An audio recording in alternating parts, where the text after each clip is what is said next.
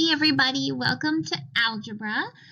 This is Miss Winslow here, and we are going to finish factoring our GCF from last class.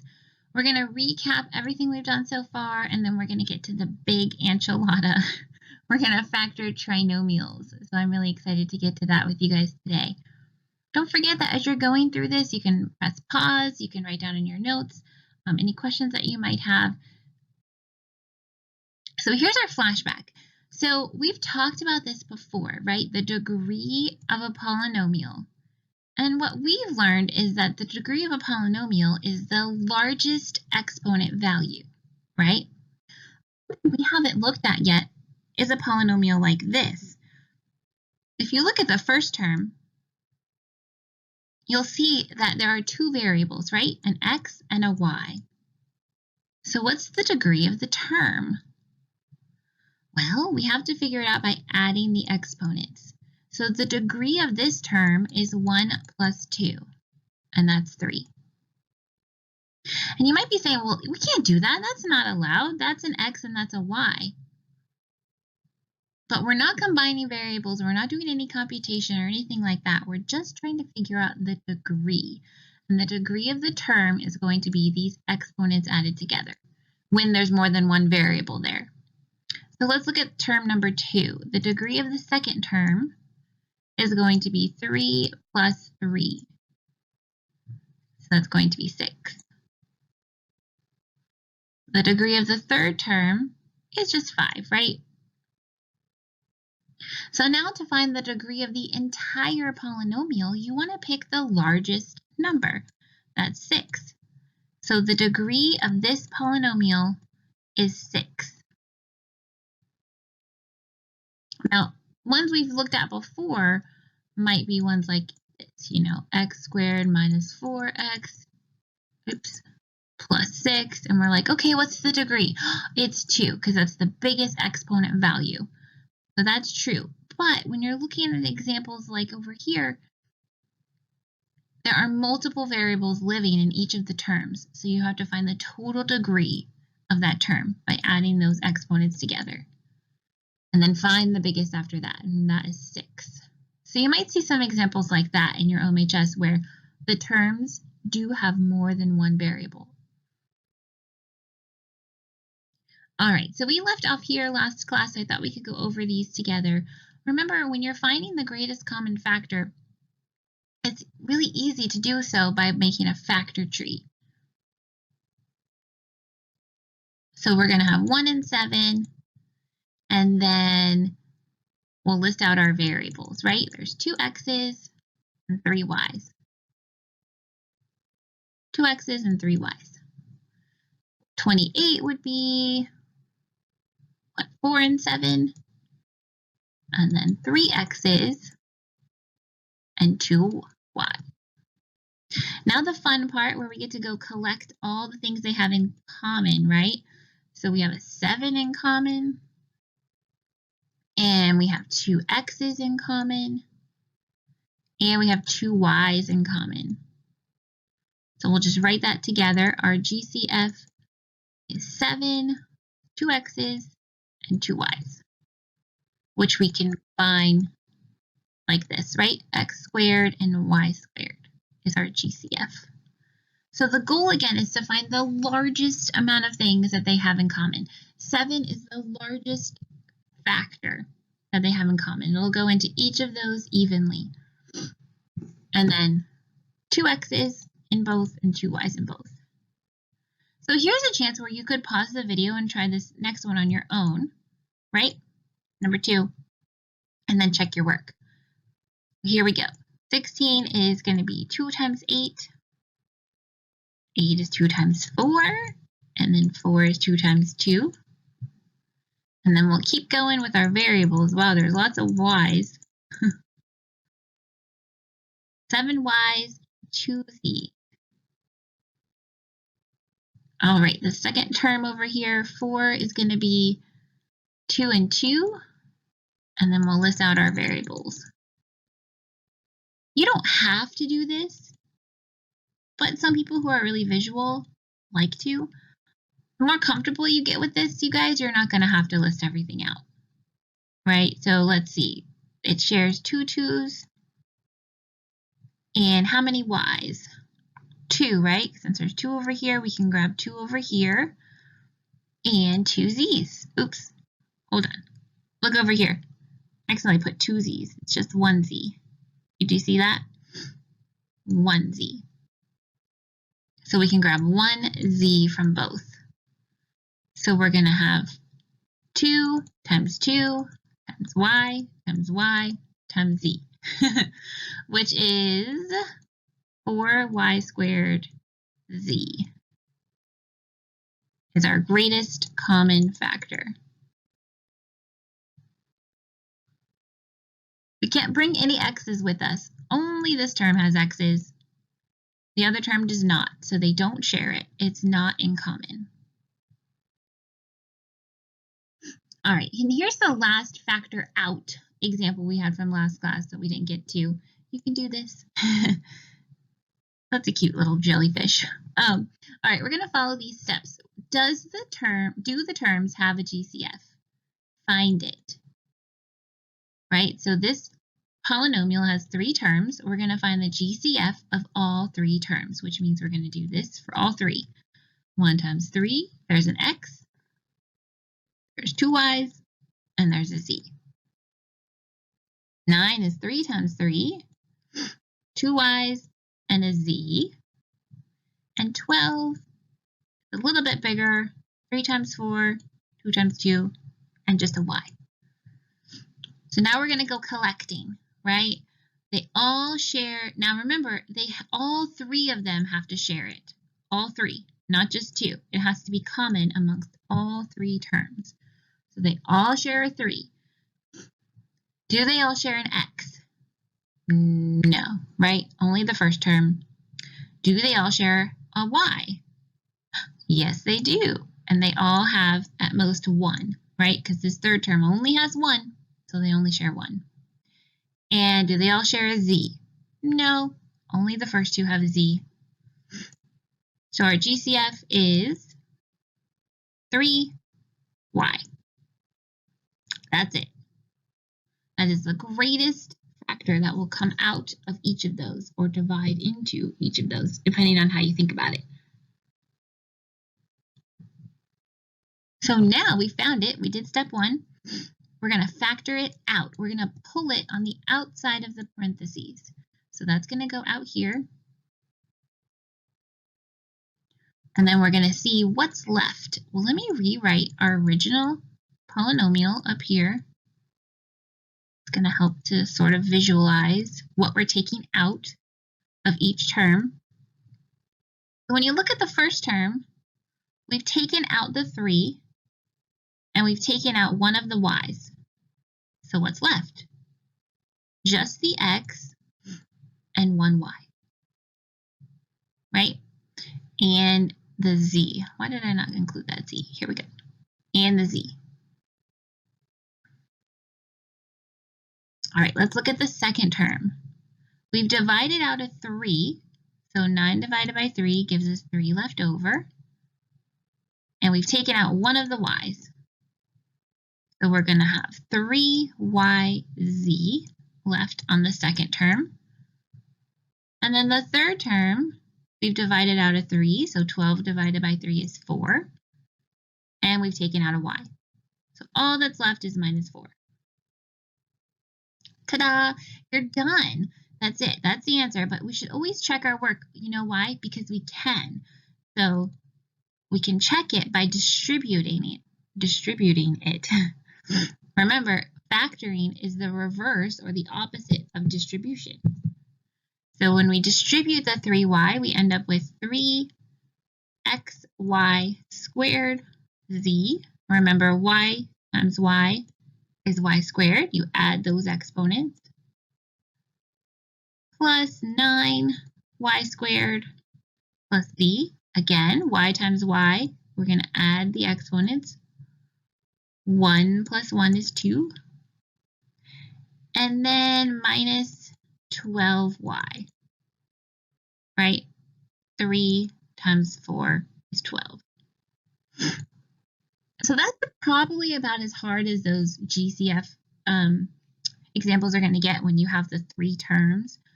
We're going to move into 4 terms today, and you'll see the difference. It's kind of cool. So here, if we're going to be in live class, this is when I was going to have you guys do some breakout room collaboration, right? Because I know I asked you guys, what would you like to see more of? And some people said they wanted to work in groups. So I was like, oh, let's do this. I do apologize that we can't do that today, but you'll still get the same information. What you can do is take your notes. You can press pause on this recording and try it on your own, right? This is a review, a recap. Try it. And then come back, press play, and get the answers. So we're going to name this polynomial. This polynomial has 3 terms, so that is a trinomial. The degree of this trinomial, now remember that warm-up we did, these only have 1 variable in them, right? So there's no need to combine any degrees there. So the highest exponent value here is the 4. So the degree is 4.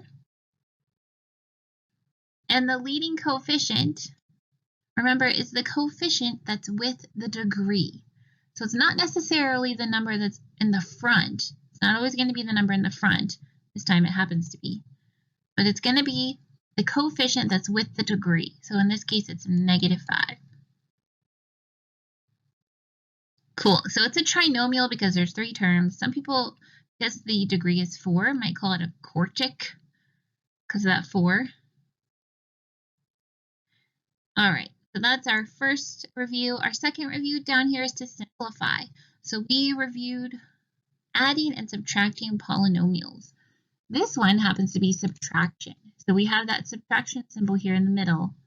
You can also think of a 1 as being here in front of this parentheses, right? So we're going to make sure to distribute this negative, everything on the inside of this second set of parentheses.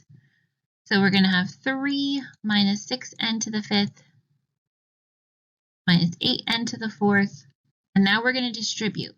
-1 times -6 is a positive 6n. -1 times -3 is a positive 3n. -1 times -8 is a positive 8n to the 5th. Here's where I'll caution you just to be very careful because that negative can wreak havoc in our lives, right? So it'll change your answer significantly. So just be super careful. So now we're going to combine like terms, right? Here's an n to the 5th and an n to the 5th. So that's -6 plus 8. That's 2n to the 5th. Here's a n to the 4th and an n to the 4th. -8 plus 6 is a -2. And then lastly, over here we have an n. No other, just n's, right? And we have our 3, our constant, plus 3. And now you're done. So we distributed the negative and combined the like terms. Let me just double check my work and make sure I didn't make any sort of mistakes. But of course, if I do, you guys, let me know, right? We're all here together. So that's a +2, -2. Yep, this looks good. I miss having you here to tell me. All right, let's look at number 2 together. So we've reviewed simplifying. I called this number 2. It's really number 3. We're going to review multiplying. So remember, there's 2 ways to think about multiplying. You can think about multiplying using that FOIL method, or you can think about multiplying using what we're calling the distribution method. That's the one I like. So we're going to take each of these numbers in the first set of the parentheses and distribute it to the second set. So 3m times, and I can write it out too, 3m times 8m plus 3m times 7, right? So that's going to give us our first set. So that's going to be 24m squared. Remember, when you multiply variables, you add these exponents. 1 plus 1 is 2. And then 24m 21. Let's see if I can learn how to erase in this platform. Yay! 21m. Cool, so that was the first number. Now we need to distribute the second number, the -1. -1 times 8 is -8m, and -1 times 7 is -7. So now we have this whole polynomial here. Let's just combine like terms. We have some m's we can combine, right? So your final answer is going to be 24m squared. What is that? 13m minus 7. Minus 7.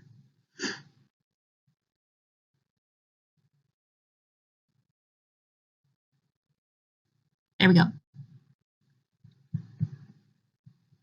Perfect.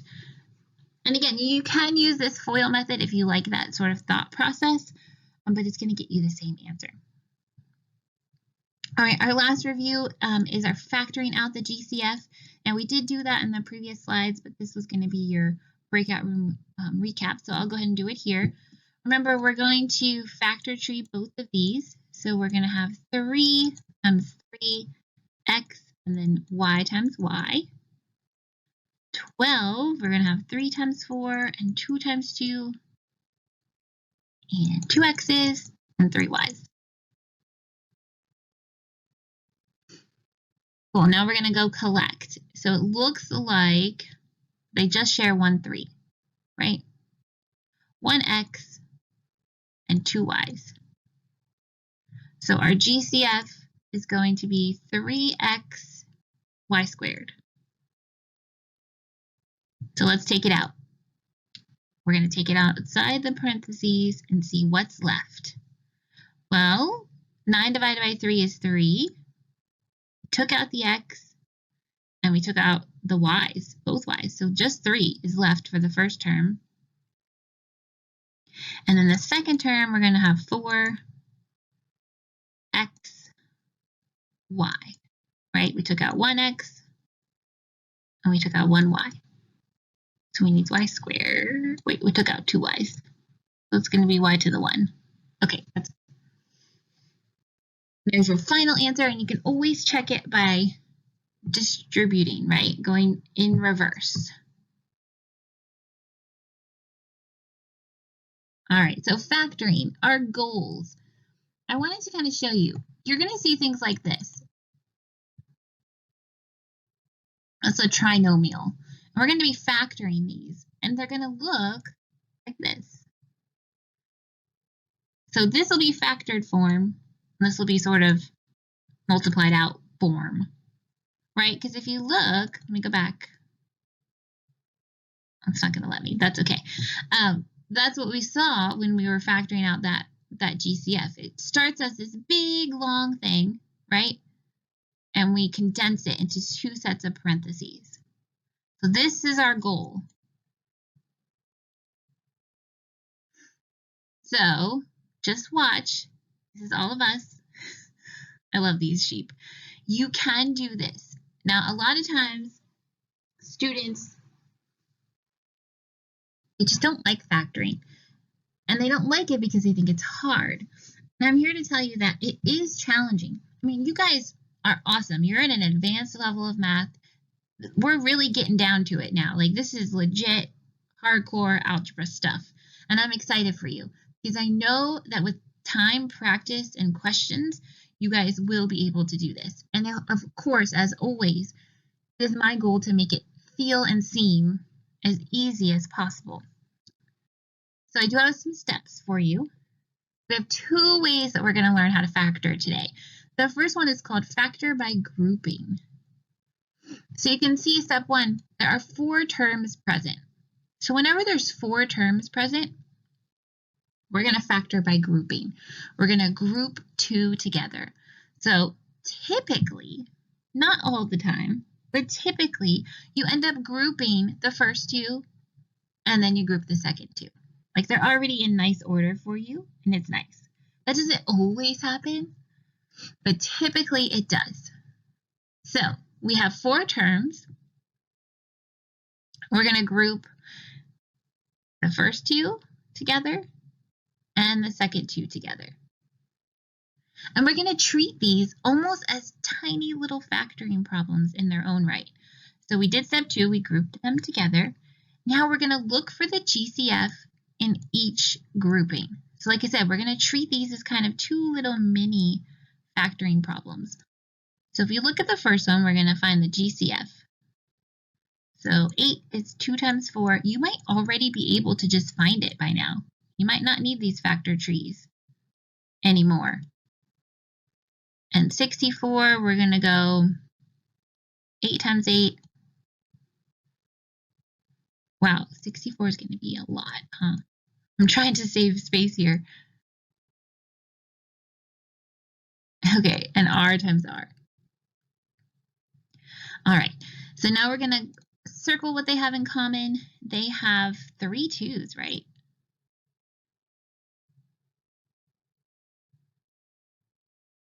And 2 R's.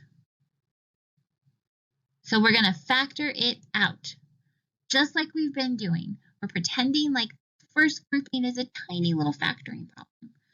So the GCF for the first term is 8R squared, right?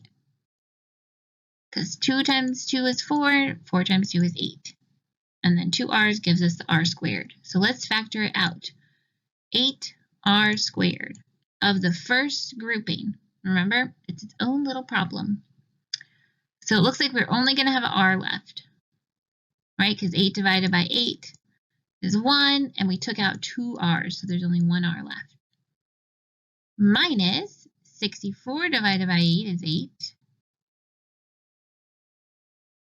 And we took out both R's. So that's it.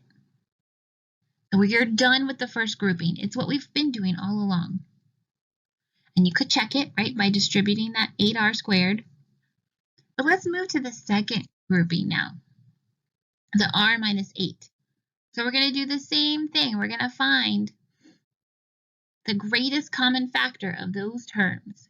And if you look, they don't share anything, do they? 8, we can factor tree that out if you want to, but the first term is only an R.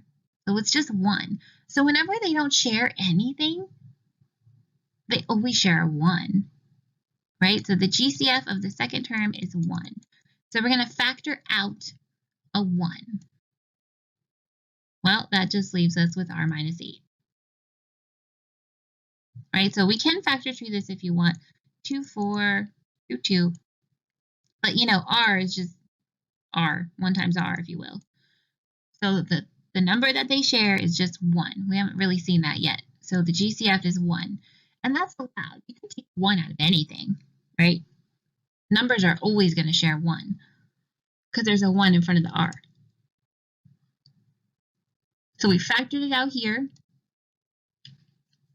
And when you divide each of these by 1, you're just left with what they are, right? Okay, we factored it out. Now the last step, remember, this is our goal, to get it to look like 2 sets of parentheses. Here's the sort of magical step that a lot of students love to hate. Look, these 2 match. Ta-da! When they match, you know you did it right. When those parentheses match, you know you did it right. If they don't match, something's wrong somewhere. So this is how you end up writing the final answer. You take these 2 numbers and you write them together. 8R squared plus 1. And then you write one set of these parentheses, R minus 8. And that is your final answer.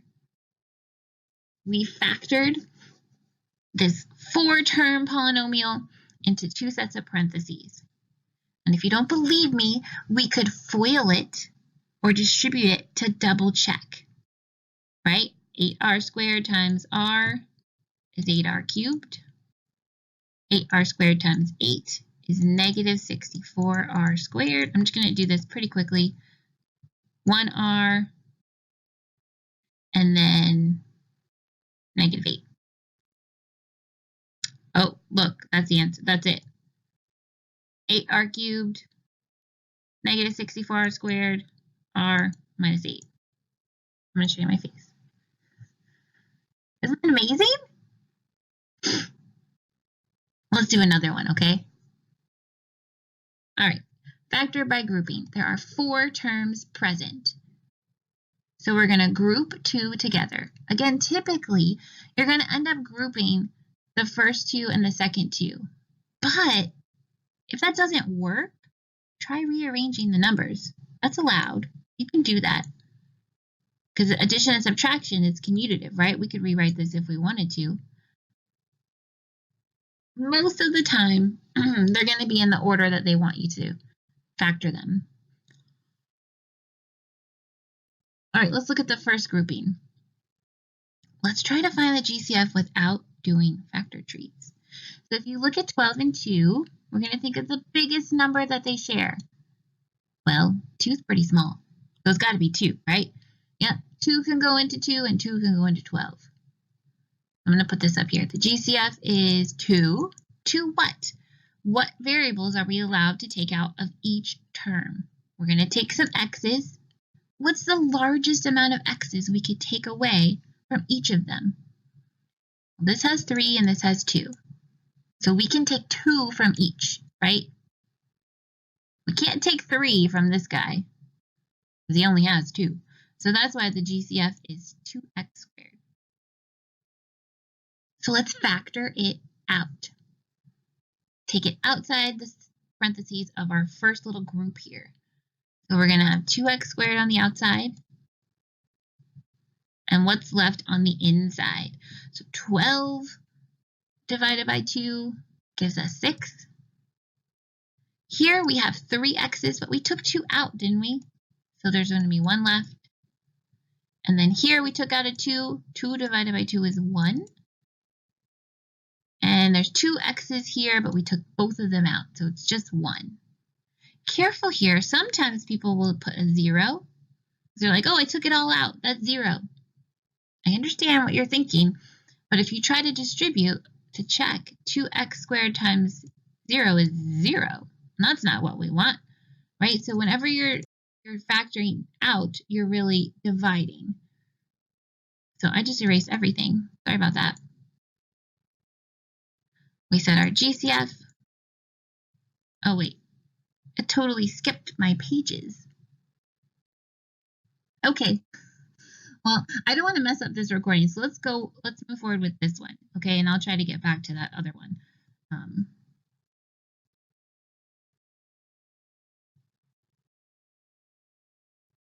Okay, so let's find the GCF of 24 and 64.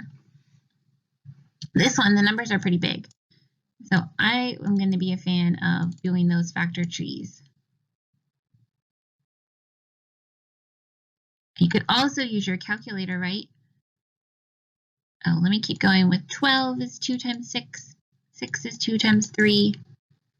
And 8, you know, we're going to have 3 2's, right? And another 8, we're going to have another 3 2's. So let's combine what they have in common. They have 3 2's in common.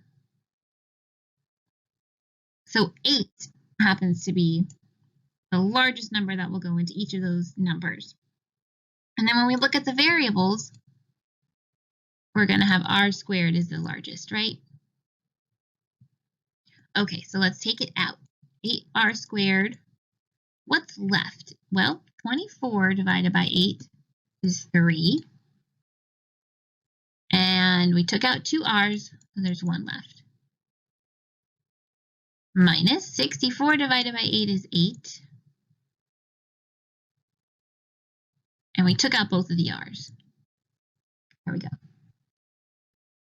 All right, let's look at this second grouping. And I'm going to bring it over here, you guys, so we have some more room to look at the factor trees. So 21 is 3 times 7. And 56 is 7 times 8. 8 we know is 2 times 2 times 2. Looks like over here, the largest number they share is a 7. And there's no r's, right? Because only this term has an r. So they don't have that in common. So let's take out the GCF. I'm going to bring down the minus because that's what's there. Ooh, this is going to be a good one. We're taking out a -7. And the reason I'm taking out a -7 is because this is negative. You're going to use whatever sign is right there. So -21 divided by -7 is going to be a +3, right? Because negative divided by negative is a positive. And our r comes along. +56 divided by -7 is going to be a -8.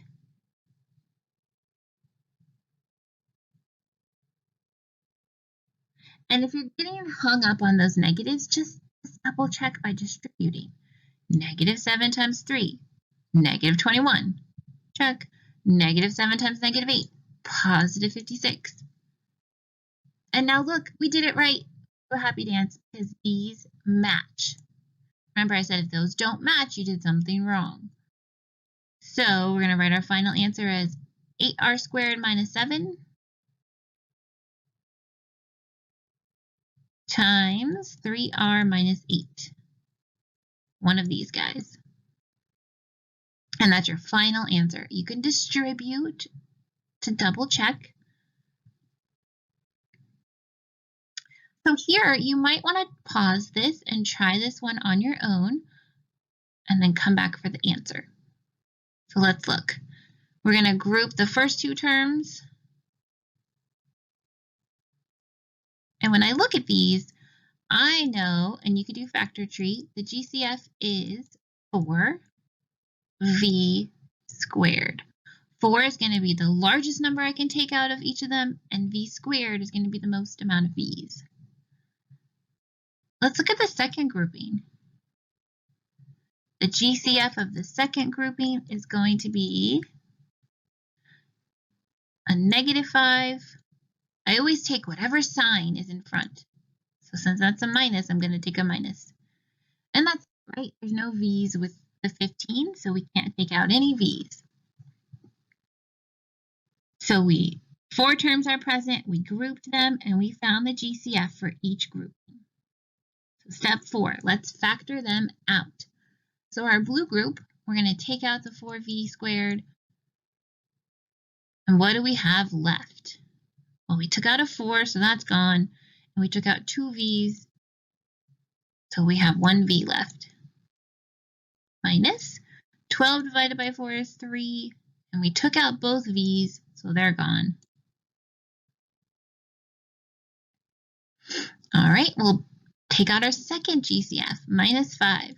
Remember, you always take whatever sign is here, it's going to go here. So a -5v divided by -5 is just going to be a +v. Right, let's bring that out over here. We're going to divide it out. You end up with a v. And then plus 15 divided by -5 is going to be a -3. You can always check your work, right? -5 divided by +v, -5v. -5 times -3, +15. So it checks. And look, we did it right. These match. So we're going to write our final answer. These numbers together. And then your set of parentheses. Ta-da! And we're done. Now remember, you can always double check your work and distribute those out, and you'll get back to your original polynomial of 4 terms.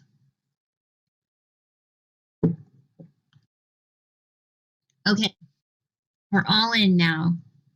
We're getting there to that big enchilada. You can do this. We can do this. This is going to feel like nothing, hopefully, compared to what that 4 terms was. Here, look, you can see there are 3 terms, right? So we can't just factor by grouping, because you have to have 4 terms for that. You could start and you'd be like, oh, I'm going to group these 2, and then, but then, 7 doesn't have anybody to group with. So when there's 3 terms, you kind of have to handle it differently. And here's our steps. So I like to make, this is kind of funny, you guys can laugh if you want. I call it a MA chart. MA, get it? M-A, MA chart. And what we're doing is we're looking for a number. It's like a game. Okay, step one, we're gonna multiply the first and last terms. So b squared times 7. Okay, and we're looking for two numbers that multiply to give us 7b squared and add to give us the middle term. The middle term is 8b. Middle term. That's why I call it the MA chart, because we're looking for two numbers that multiply to give us the first and last, 7b squared, and that add to give us 8b. Okay, so this is how you do it. We're going to look for factors of 7b squared. We're looking for two numbers that multiply to give us 7. Well, 7's prime, right? So the only factors of 7 are 1 and 7. Oh, b squared. So 1b and 7b. So 1 times 7b gives us b squared. You guys see that? 1 times 7 is 7. B times b is b squared. So we found two numbers that multiplies together to give us 7b squared. These are the two numbers. But those two numbers must also add to give us the middle term. Do they?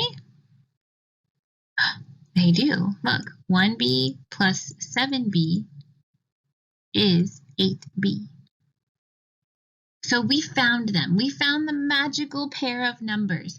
We found two numbers that multiplies together to give us the first times the last, 7b, and they add together to give us the middle term. 1b plus 7b is 8b. So that's the hardest part, finding that pair of numbers. Now, once you find the pair, we're going to replace the middle term with that. So look, we're going to write the first term, write the last term, and then instead of 8b, you're going to write those numbers you found. 1b plus 7b.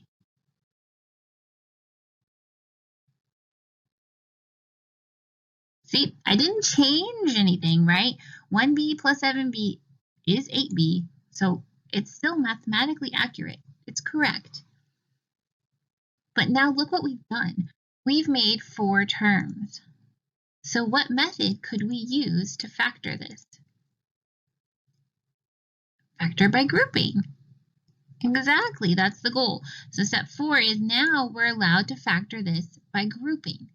Now remember I said that typically the numbers are written in a good way, right? Where the groupings will work. Well, since we chose these numbers, they might not work, but let's try. So the greatest common factor of the first 2 terms here is just b, right? GCF is b. That's the largest thing they both share. So I'm going to take it out. In this first term, we'll have just 1b left. And the second term just has 1. Okay, let's look at the second grouping. So this is a plus. The GCF, the biggest thing that they share is a 7, right? So let's take out the 7. What's left of the first term? Just b. And the second term, 7 divided by 7 is 1. Did it work? Yes, it did. How do we know? These match. So now to write the final answer, we're going to have b plus 7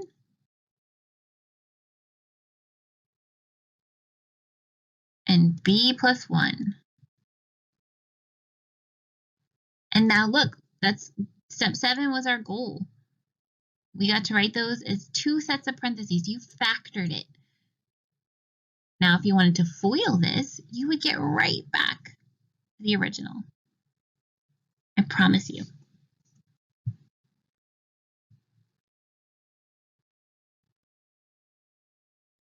Let's try another one. You guys want to?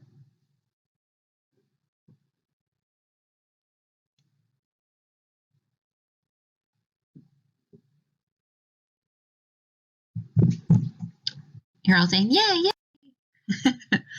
All right, so step 1 is to find the pair of magical numbers, if you will. We're going to multiply the first and last terms. So n squared times negative 12. So negative 12 n squared, right? So we're searching for 2 numbers that multiplies to give us this and adds to give us the middle term, or n. I like to write these here. This is our goal. We want 2 numbers that are going to multiply to give us negative 12 and add to give us 4. So let's start looking. The 2 numbers that give us negative 12n are what? Negative 6 times 2. And what else? 4 and 3.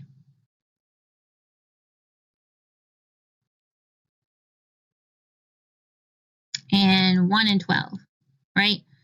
Those are all the numbers that when you multiply them together, you're going to get negative 12n. So now when we look at these pairs, let's pick the pair that gives us a positive 4n when we add them together. Remember, A stands for add. So if you look at the first grouping, 6 and 2, you're like, ooh, that could work. But we'd have to change those signs, right? We'd have to make it positive 6 times negative 2, right? That still gives you negative 12. And I know I said add. I mean, you can think of it as add or subtract if you want, or you can just write these like this. So negative 2n plus 6n will give you 4n, right? Negative 2 plus 6 is a positive 4. So we found them. We found the magical numbers, the magical pair of numbers. Careful with the signs, though. Sometimes you have to move those signs around on the numbers to give you what you want. But that's allowed in multiplication, right? Commutative. So 6n times negative 2n gives us negative 12n squared. And then those same numbers, when added together, gives you positive 4n. So we did step 1. We found the numbers. Now we're going to replace the middle term. So instead of 4n, we're going to write those numbers that we found.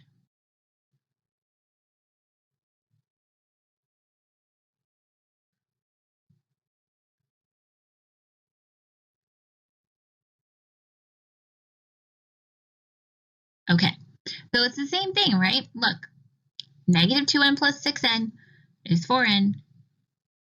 We're just writing them spread out so we can factor by grouping. So look at the first group here. What do they share? What is the GCF? The biggest thing that they have in common. This is just a 1, right? So it's going to have to be just the variables, and I see n. Since the second term only has 1 n, we can only take an n out of both of them. So let's do it. Let's take it out. So the first term, you'll have an n left. Second term, you have your 2. If you wanted to check it, you could redistribute. Remember, n times n is n squared. N times negative 2 is negative 2n. Okay, let's look at the second grouping.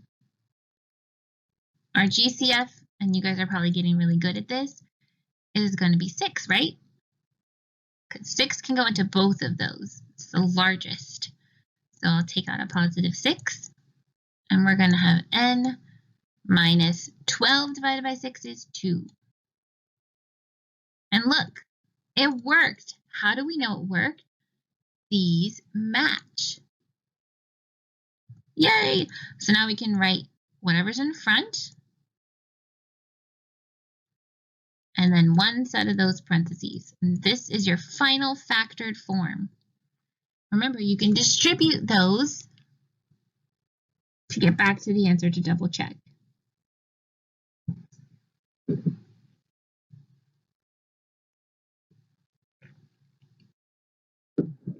Okay, let's do another one. This one looks a little different, and that's because, look, there's a coefficient here of something bigger than 1. The last two examples we looked at, that coefficient was just 1. So it kind of does make things easier, but the good news is the steps don't change. So there's a 3 there. We're going to do the same thing. We're going to multiply the first and the last. So 3p squared times negative 5 gives you negative 15p squared. So we're looking for two numbers that's going to multiply together to give us that. Let's list them all. It could be negative 1p and 15p. It could be negative 15p and 1, right? You see how you can flip those negatives? What else? Negative 3 times 5, or negative 5 times 3. I think that's it, right? Those are all the pairs of numbers that when you multiply them together, they will give you negative 15p squared. Now to finish our MA chart, we're looking for, of these pairs, we want the pair that's going to add together to give us this middle term, negative 2p. So which pairs of these numbers will add together to give us negative 2p? Not 1s and 15s, right? Because that's going to be 16 or 14. So it's going to be those bottom two.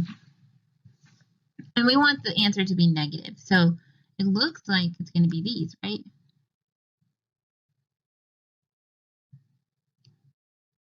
Negative 5p plus 3p gives us this negative 2p. So we found them.